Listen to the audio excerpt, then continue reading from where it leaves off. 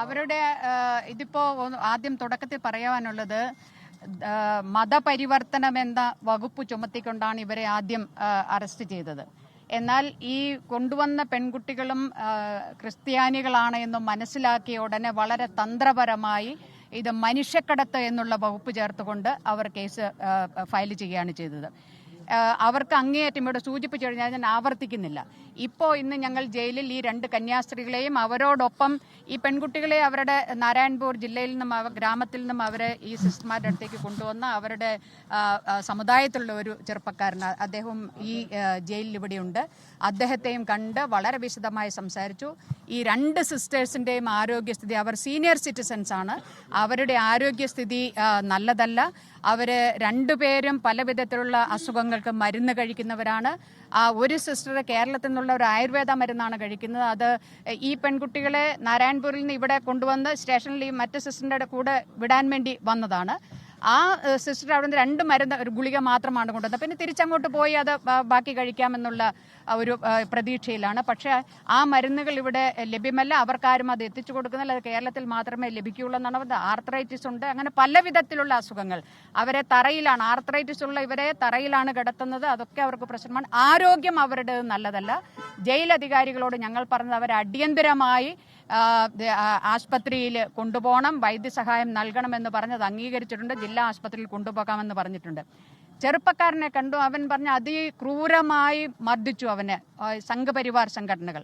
അവിടെ ഇവരുടെ ചോദ്യം ചെയ്യലുകളെ, ഇവരുടെ പരിശോധന, ഇവരുടെ ഡോക്യുമെന്റ് പരിശോധന ഇതെല്ലാം നടത്തിയത് റെയിൽവേയുടെയും പോലീസിന്റെയും സാന്നിധ്യത്തിൽ അവരെ ഒരു നോക്കുകുത്തിയായി മാറി നിൽക്കുകയാണ് ചെയ്തത്. ഇതെല്ലാം ഈ പരിശോധന നടത്തുക, ഇവരെ അധിക്ഷേപിക്കുക, ഇവരെ ആക്രമിക്കുക, ഇതെല്ലാം ചെയ്തത്. ആ കന്യാസ്ത്രീകളോട് പറഞ്ഞ വാക്കുകൾ, അവരോട് പറഞ്ഞ ഒരു ഉദാഹരണം പറഞ്ഞു, എത്ര മ്ലേച്ഛമായി, എത്ര നികൃഷ്ടമായ വാക്കുകളാണ് ഉപയോഗിച്ചത്. നിങ്ങളുടെ അമ്മയുടെ ഉദരത്തിൽ നിന്നും നിങ്ങൾ എങ്ങനെ പുറത്തു വന്ന ആ ഗതി നിങ്ങൾക്കുണ്ടാകുമെന്ന് പറഞ്ഞാൽ അതിന്റെ അർത്ഥം ഇത് കേൾക്കുന്നവർക്ക് ബോധ്യമാകുമെന്ന് ഞാൻ മനസ്സിലാക്കുന്നു. അതാണ് ഈ ബജ്രംഗ് ദൾ ആളുകൾ അവിടെ ചെയ്തത്. അവരെ രാവിലെ 8 മണിക്ക് അവിടെ സ്റ്റേഷനിലെത്തിയിട്ട് വൈകുന്നേരം 5 മണി വരെ പല ആളുകൾ മാറി മാറി വന്ന ബജ്രംഗ് ദൾ ആളുകൾ അവരെ ചോദ്യം ചെയ്യുകയും പരിശോധിക്കുകയും ചെയ്യുകയാണ്. ഈ ചെറുപ്പക്കാരനെ ആക്രമിച്ചുകൊണ്ട് നീ ധർമാന്തരം നടത്തിയവരാണ് എന്ന് പറയണം എന്ന് നിർബന്ധിച്ചു പറഞ്ഞ അവരെ ആ സ്റ്റേറ്റ്മെന്റ്, ഇവരുടേതായി വന്നിട്ടുള്ള സ്റ്റേറ്റ്മെന്റുകൾ ഈ ബജ്രംഗ് ദൾ ആളുകൾ നിർബന്ധിച്ച് എഴുതിച്ച സ്റ്റേറ്റ്മെന്റുകളാണ് എന്നാണ് ആ ചെറുപ്പക്കാരൻ പറഞ്ഞത്. എന്തു തന്നെ ആയാലും ഇത് നിയമവിരുദ്ധമാണ്, ഭരണഘടനാ വിരുദ്ധമാണ് ഇവരെ 3 പേരെയും ജയിലിൽ വെച്ചിരിക്കുന്നത്. അതുകൊണ്ട് തന്നെ ഇവിടെ നേരത്തെ സൂചിപ്പിച്ചതുപോലെ ഈ കേസുകൾ ബെയിൽ എന്നുള്ളതല്ല, ഉടനടി ഈ കേസ് റദ്ദാക്കിക്കൊണ്ട് അവരെ മോചിപ്പിക്കണം എന്നുള്ളതാണ്. കാരണം അങ്ങേയറ്റം തെറ്റായ ഒരു കേസാണിത്. അതുകൊണ്ട് മോചിപ്പിക്കണമെന്ന് ഞങ്ങൾ ആവശ്യപ്പെടുകയാണ്. ഈ ഡെലിഗേഷൻ ആവശ്യപ്പെടുകയാണ്. ഇടതുപക്ഷ പാർട്ടികളുടെ എംപിമാരടക്കമുള്ള ഡെലിഗേഷൻ വന്ന് ഇന്നലെ, നിങ്ങൾക്കറിയാം, ഇന്നലെ അനുവദിച്ചില്ല. അതുകൊണ്ട് തന്നെ ഇന്ന് റിട്ടേൺ അവരുടെ സൈനുള്ള ഒരു പെർമിഷനോടെയാണ് വന്ന്. എന്തായാലും ഞങ്ങൾ അവരോട് സംസാരിക്കാൻ സമയം തന്നു. അവര് ഈ 2 കന്യാസ്ത്രീകളും ഈ ആരോഗ്യ വിഷയമുള്ളത് ഞങ്ങളെ ആശങ്കയിലാക്കുന്നതാണ്. അവര് ഞങ്ങളോട് ചോദിച്ച ഒരു ചോദ്യം, അവരോട് പറഞ്ഞ് നിങ്ങൾ വിദേശികളാണ്, ഈ ഞങ്ങളുടെ രാജ്യത്ത് വന്നിട്ട് നിങ്ങൾ ഞങ്ങളുടെ ഭക്ഷണം, ഞങ്ങളുടെ ആഹാരം കഴിക്കുക, ഞങ്ങളുടെ എല്ലാ സുഖസൗകര്യങ്ങളും അനുഭവിക്കുക, എന്നിട്ട് ഞങ്ങൾക്കെതിരായി നിങ്ങൾ, ഞങ്ങളുടെ മതത്തിനെതിരായി നിങ്ങൾ പ്രവർത്തിക്കുക എന്നുള്ളതാണ്.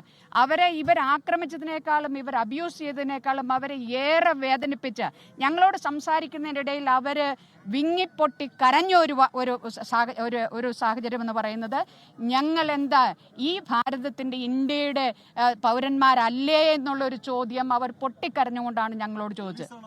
പോലീസല്ല, ബജ്രംഗ് ദളിന്റെ ആളുകൾ ചോദിക്കുകയാണ്. അതാണ് അവർ ചോദിക്കുന്നത്. ഞങ്ങൾ ഈ രാജ്യത്തിലെ പൗരന്മാരല്ലേ എന്ന് ചോദിച്ചുകൊണ്ടാണ് അവർ ഇത് ചോദിച്ചു എന്ന് പറഞ്ഞുകൊണ്ടാണ് അവർ വളരെ പൊട്ടിക്കരഞ്ഞുകൊണ്ട് സംസാരിച്ചത്. അപ്പം ഇതാണ് സ്ഥിതി.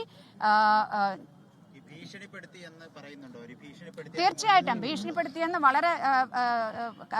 വളരെ വ്യക്തമായി അവർ പറയുന്നത്. ആ പെൺകുട്ടി പോലും ആ രീതിയിലാണ്, അവരെ നമ്മൾ കാണാൻ സാധിച്ചില്ല. ഇന്നലെ ഞങ്ങൾ ഇവിടെ വരുന്നതിന് മുമ്പ് ഇവിടെ ഈ ജയിലിലല്ല, മറ്റ് ചില സ്ഥലങ്ങളിലായിരുന്നു. അവിടുന്ന് ഉടനെ തന്നെ ഇടതുപക്ഷത്തിന്റെ പ്രതിനിധി സംഘം വരുന്നു എന്ന് പറഞ്ഞ ഉടനെ അവർ നാരായൺപൂരിലേക്ക് കൊണ്ടുപോവുകയും അവരോട് ഇന്ന് ഉച്ചയ്ക്ക് ശേഷം ഇങ്ങോട്ടേക്ക് വരാൻ പറയുകയൊക്കെ ചെയ്തിട്ടുണ്ട്. ഇതാണ് ലഭിച്ചിട്ടുള്ള ഒരു വിവരം കൂടി. രാഷ്ട്രീയമാണ് ഈ കാര്യത്തിൽ ഇടതും അതുപോലെ UDF നേതാക്കളും ഒക്കെ നടത്തുന്നത്, അത് നിർത്തണമെന്നൊക്കെയാണ് അല്ല, ഇതില് ഇപ്പോൾ ഈ ഒരു സംഭവം, ഞാനതാണ് തുടക്കത്തിൽ തന്നെ പറഞ്ഞത്, ഇത് ഒരു ഒറ്റപ്പെട്ട സംഭവമല്ല.